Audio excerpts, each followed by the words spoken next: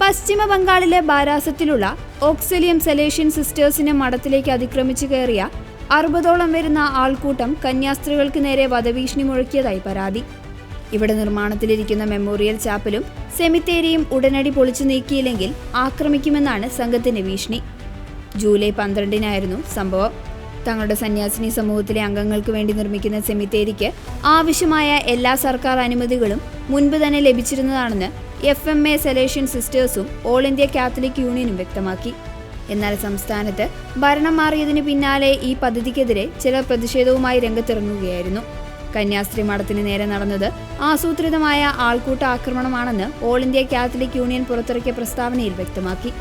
കന്യാസ്ത്രീകളെ അതിരൂക്ഷമായ ഭാഷയിലാണ് സംഘം അധിക്ഷേപിച്ചതും ഭയപ്പെടുത്തിയതും.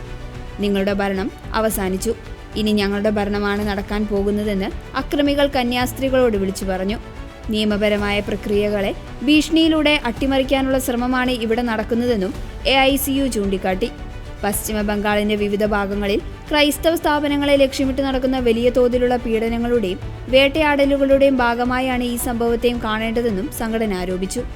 ഭരണഘടന ന്യൂനപക്ഷങ്ങൾക്ക് ഉറപ്പു നൽകുന്ന വിശ്വാസ സ്വാതന്ത്ര്യത്തിനും സ്ഥാപനങ്ങൾ സംരക്ഷിക്കാനുള്ള അവകാശത്തിനും മേലുള്ള കടന്നുകയറ്റമാണിത്.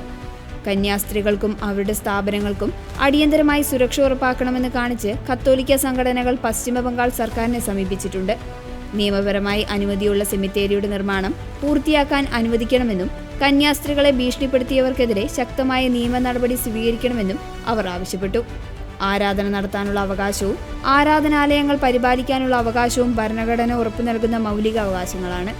നിയമപരമായ എല്ലാ അനുമതികളോടെയും നിർമ്മിച്ച കെട്ടിടങ്ങൾ പൊളിച്ചുമാറ്റാൻ കന്യാസ്ത്രീകളെ നിർബന്ധിക്കാനോ അവരെ ഭീഷണിപ്പെടുത്താനോ ഒരു വ്യക്തിക്കോ സംഘടനയ്ക്കോ അവകാശമില്ല എന്നും AICU പ്രസ്താവനയിൽ വ്യക്തമാക്കി.